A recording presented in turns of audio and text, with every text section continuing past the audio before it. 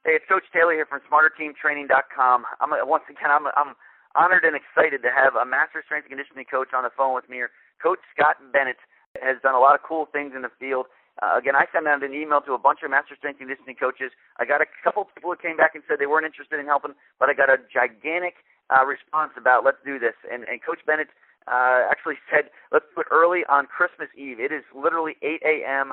on Christmas Eve. He could be with his family enjoying a quote-unquote day off, and he got up early and actually did a couple things with the family because of a tire problem, and now he's on the phone with me. So, Coach, man, I really appreciate you taking some time out of your day. I know you lead a busy schedule. I've been in that environment too, and to take some time out of your day on a 8 a.m. type of scenario on Christmas Eve says a lot about you, my man, and I'm looking forward to just learning from you and getting involved with the podcast here, my man.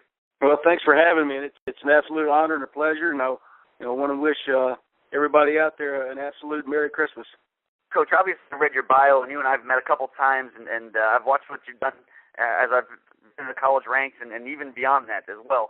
But can you do me a little bit of a favor? I want to know a little bit about the person. Can you tell me about where your passion lies, how you got involved in the field, and really what makes you tick, my man? Something that struck me when I was a kid, a high school kid, or even a young college man, is it really made a great impression on me when somebody would take the time out of their day or out of their schedule or whatever just to help me with something that I needed some help with. I remember when I was in high school, I used to laugh at this particular joke. I would tell people that when I was a kid, especially in high school, I had a really bad drug problem. I said, yeah, my dad drugged me out of bed, and he drugged me down to practice, and he drugged me to church, and that was part of it. And I never realized how to motivate myself. I didn't know what that was all about. And a couple of coaches, took some time, to show me, this is how you prepare yourself. This is how you do it. It's not just about showing up and going through the motions. That won't get it done for you. And that made a huge impact on me. And I learned through the course of time that I'm not one to pat myself on the back at all or for anything, but I learned that I've got pretty good communication skills, and I learned the value of patience when teaching somebody things, and I found out that again through my own absorption of this, I learned, and I honestly believe that the greatest gift you can give somebody is your time. And the time that you give to them be able to feed itself. In other words, you teach somebody how to train. You teach somebody, how to better themselves. You teach somebody motivation. You teach somebody the value of preparation. And I hate to sound like a corny Christmas joke here, but to me, it's a gift that keeps giving. I really think that we're giving somebody a gift when we teach them how to train, lead a lifestyle. Like we teach them with goals, how to achieve those goals with motivation, with discipline, and how to build that program and give themselves permission to fail, give themselves permission to achieve, and teach them how to roll with the ebbs and flows of not just physical training, but mental training, emotional training, and to me, the biggest gift in all of that, and especially with young college kids, is being able to teach them some life skills, teaching them how the lessons we learn in college athletics can also carry over to life. That's what motivates me on a daily basis.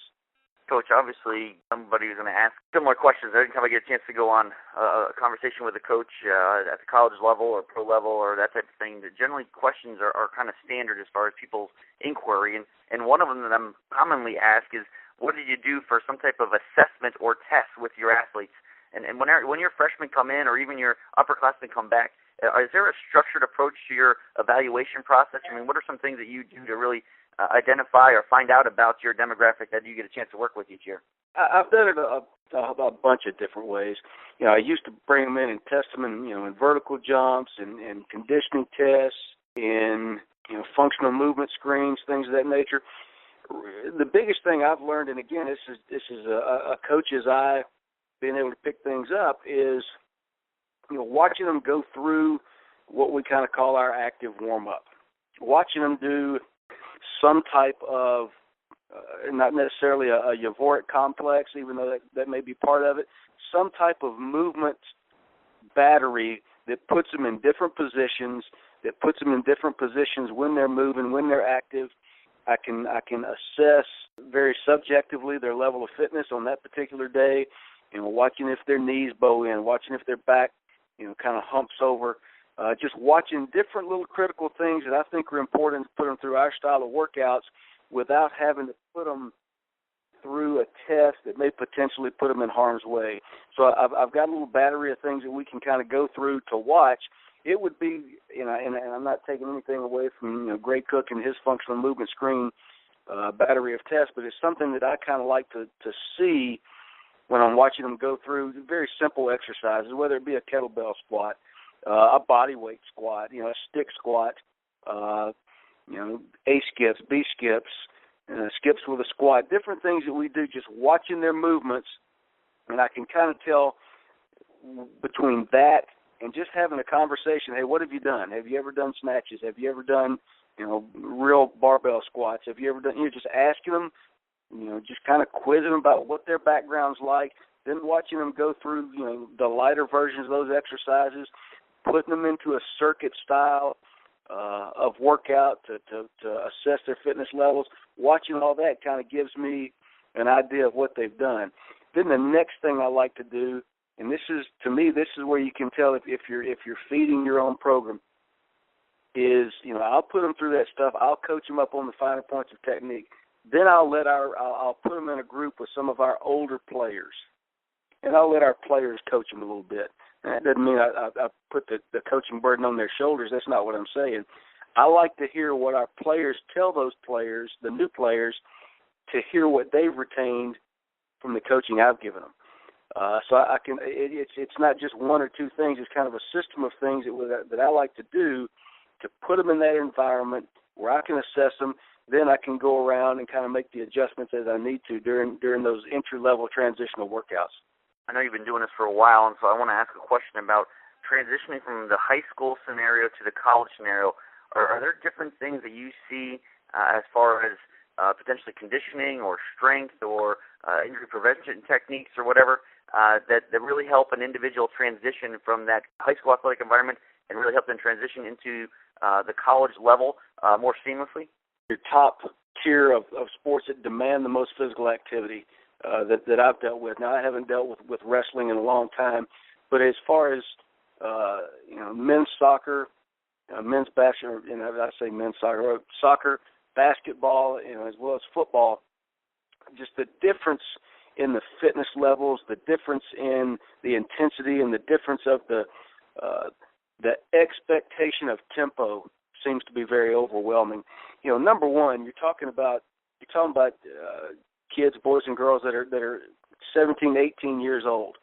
As a whole, they're not going to have the same work capacity as a 19, 20, 21, maybe even 22-year-old kid that's been in an intense program for a long time. They're just not going to have that work capacity. Every so often you'll find one that can come in and have a seamless transition that's just physically more mature than the rest of them. That happens. But 9 times out of 10, they don't have the same work capacities as your older kids, and that's just because they're not older kids. They haven't been, usually you get a young person that's come into our program that was, not only was a football player, but ran track, played baseball.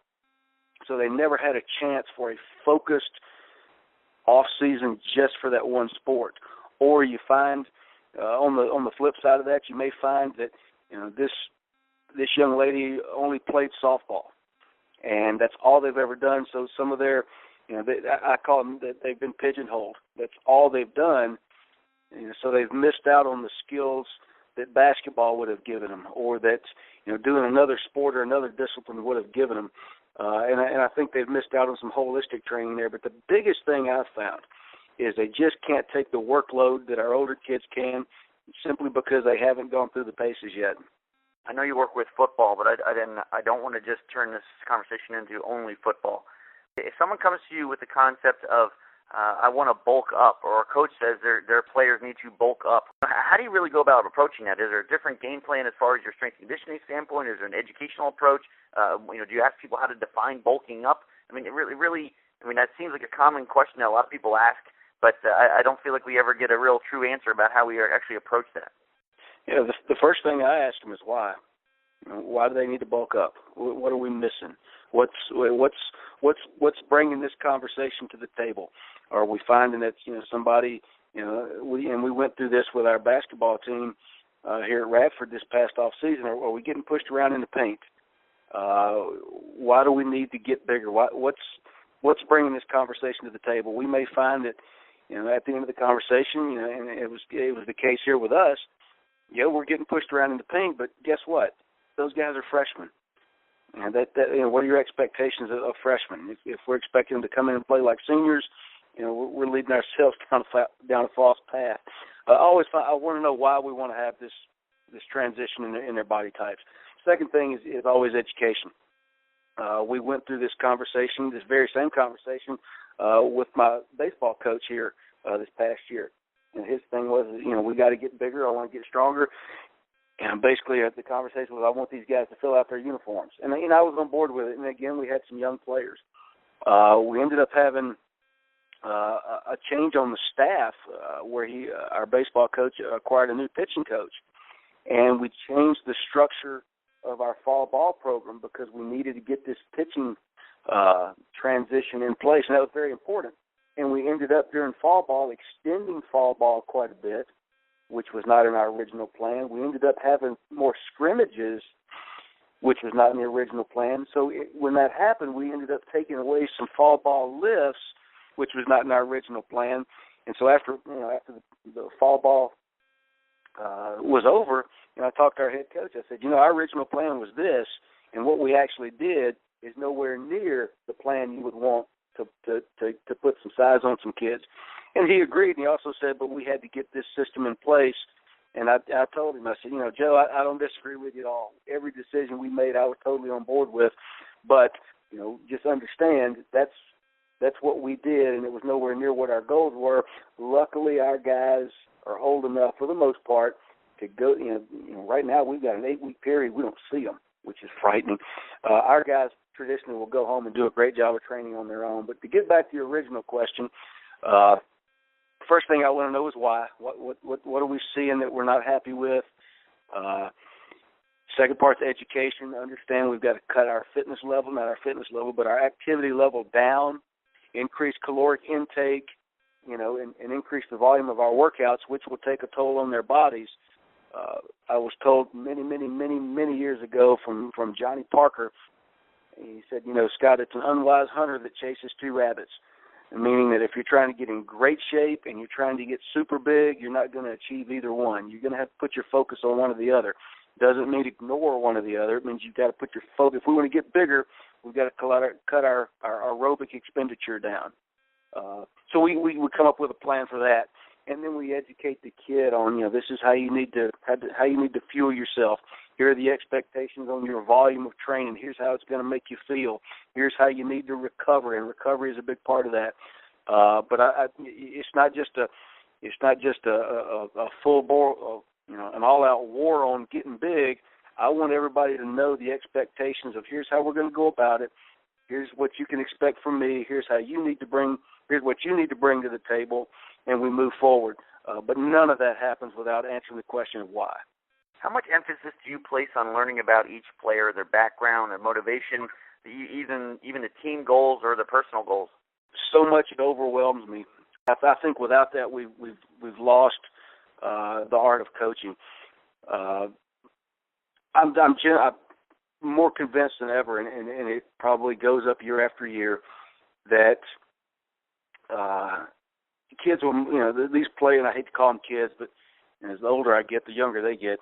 The more I'm around these young people, the more I'm just totally convinced that they will absolutely move mountains for you if they're honestly convinced that you honestly care about them. If you just care about them because of how much they can squat or how high they can jump, or if they can dunk a basketball, or whatever the case may be, if they can throw strikes, if that's all they think you care about them, they're going to go through the motions for you, and if you're lucky, they'll give you a great job every day. But if they're genuinely convinced that you care about them as people, they'll do anything under the sun for you.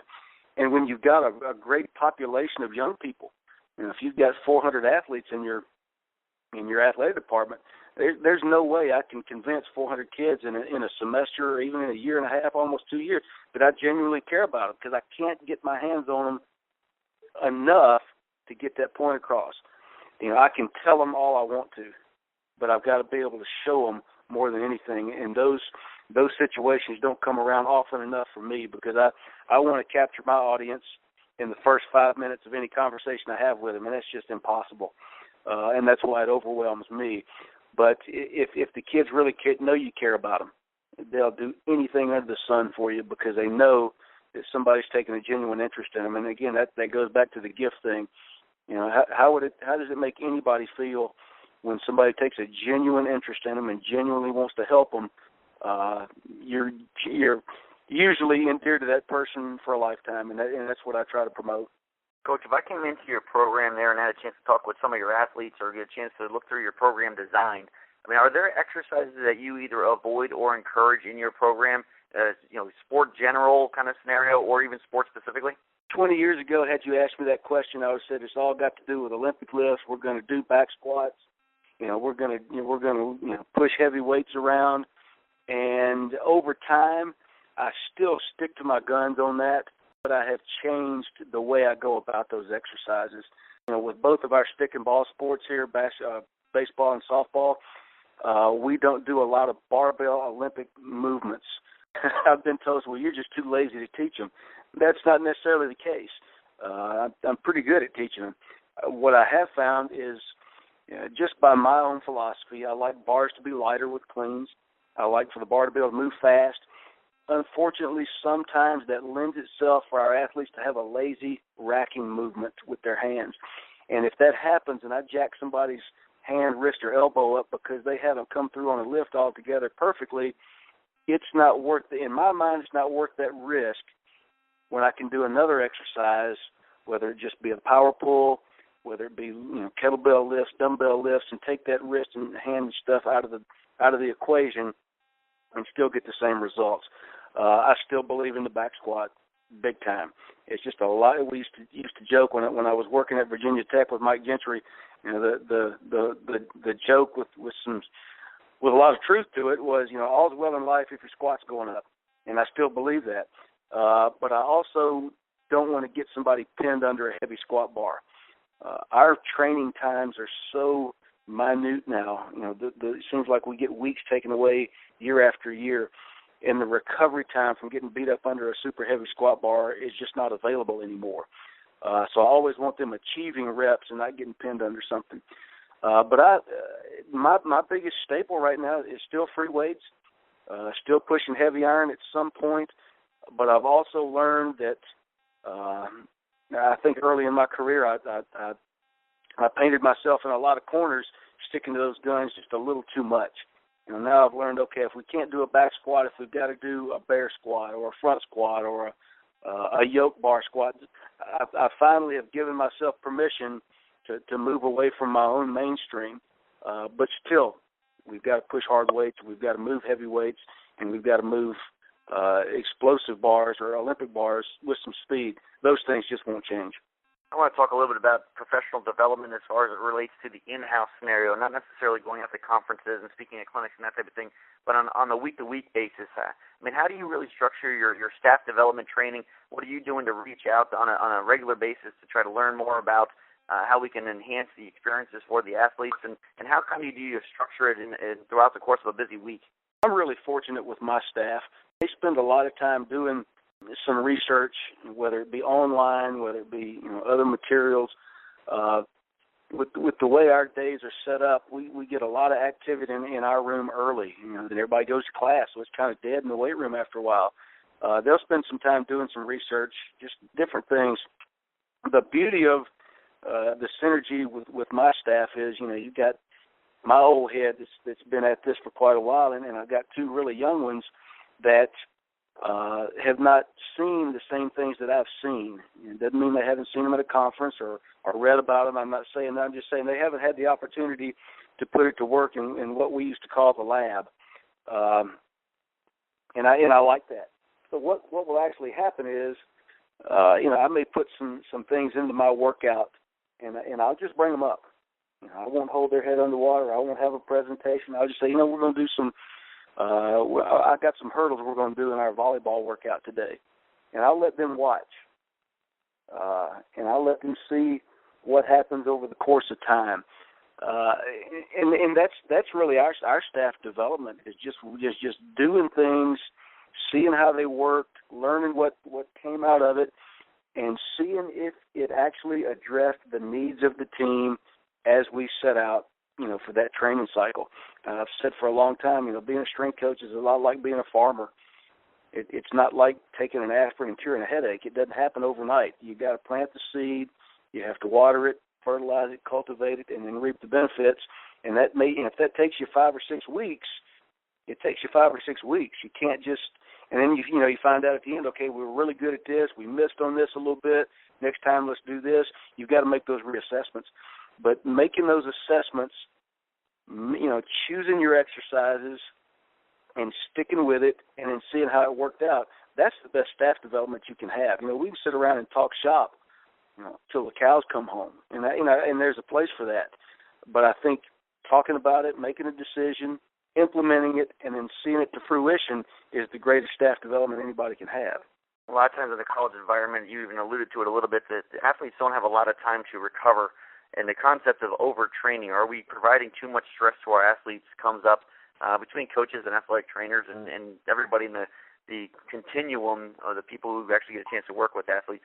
Can you do me a little favor and just explain how do you, quote-unquote, prevent overtraining scenarios? How do you identify people or individuals who might be leading down that road? And how does that really impact your program? The impact that several task force meetings with athletic trainers and being a part of the Competitive Safeguards Committee has impacted me as strength coaches, not just strength coaches, but even sport coaches.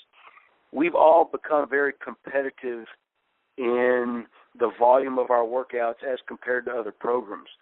We've had situations with sickle cell deaths, with rhabdo situations, and I'm absolutely 100% convinced, without a shadow of a doubt, none of those coaches ever set out that day to harm anyone. It happened, it's a tragedy, and we're doing all we can do to prevent any more of it. But I think being so competitive with our training volumes has become a little bit of a problem, in at least overtraining and even worse tragic outcomes. But I think Mike Gentry years ago is the one that taught me the value of building in an unload week somewhere in your training cycle. So if we had 8 weeks, we might go week 1, 2, 3. Week 4 was an unload. Week 5, 6, 7. Week 8 might be an unload. To build those unloads in, so you've got a chance to catch up and let your body recover a little bit. Right now, with the training models that go on across the country, our sport coaches and our strength coaches have more time with these kids than we ever have. We all gripe about we don't have time. You go back and look. We got more time than we've ever had with these kids. And I'm saying that our baseball coaches have more time with them than they used to in the fall. Spring ball has become a more intense situation with football. Basketball now has the opportunity in the summers to hold basically skill practices and different things. We've got more time with these kids than we had, so we've got to be able to manage all those things to prevent all the overtraining type things that we can run into. I had a conversation with our dadless people at our Competitive Safeguards Committee, and I was curious to see if there was any data being run on overtraining stuff with our basketball teams due to these summer workouts that have ramped up.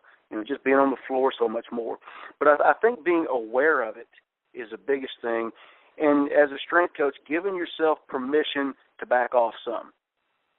And I've had so many great influences in my career. I've been really lucky, and Johnny Parker was a great one. And he asked me one time, and this was 20 plus years ago. He said, "Scott, if you had to choose between 2 workouts that you write up, and you got a question about which one you really want to go with," he said, "Go with the one that has less work." And he heard the silence on the phone, and he said, "I know you think that's odd coming from me." He said, "But always leave one bullet in the chamber." Always make them think they could have done more, and you're preventing that overtraining thing. And I thought that concept was really unique, in that, from a coach that I know works guys, just works them relentlessly and with great training techniques, to tell me, give yourself permission to use the workout that's less work.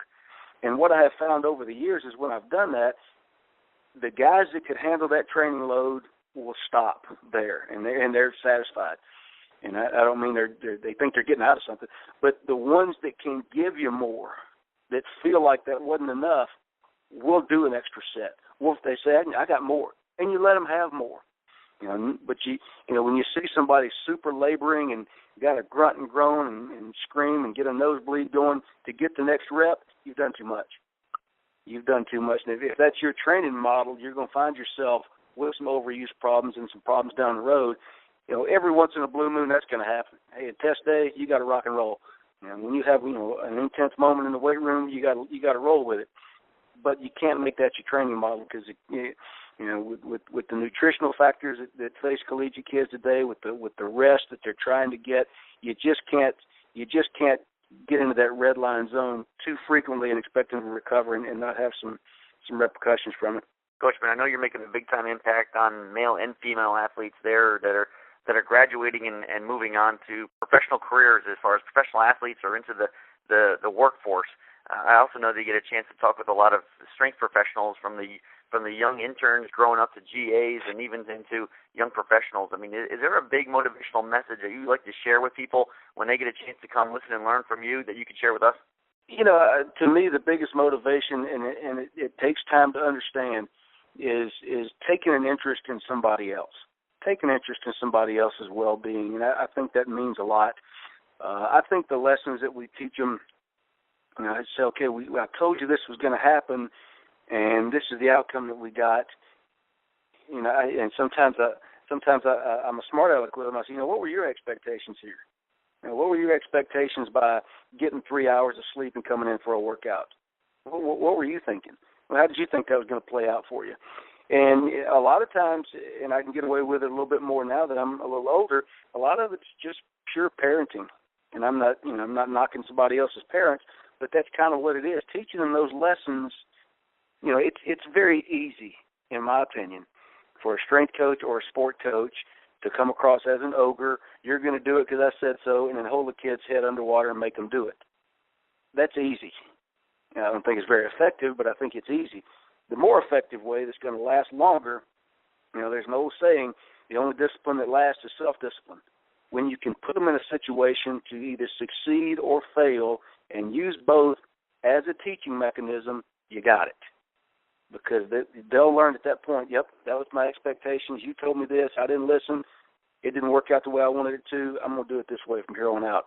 When you got that, and your athletes of no matter what age or what gender can come in every day knowing, if I do things this way over time, it's going to work out, then you can coach them, and you can really do some great things with them.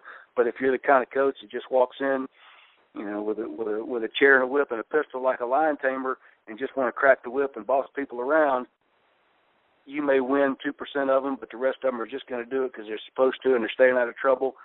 And they, in my opinion, whether it's an intern, a coach, or an athlete, you've never endeared themselves to success. All you've done is push them through a system and got them through it. Sure, you may get the results you wanted. You may get them bigger, stronger, faster. They may win games for you, but you probably never hear from them again.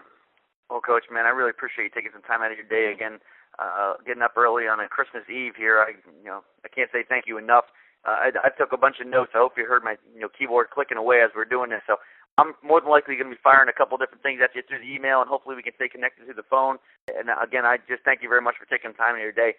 If anybody had some questions about anything we discussed, wanted to reach out to you to learn more about the field, your program, or just wanted to be, just connect with you as far as a networking resource. We also talked about that a little bit before the podcast here.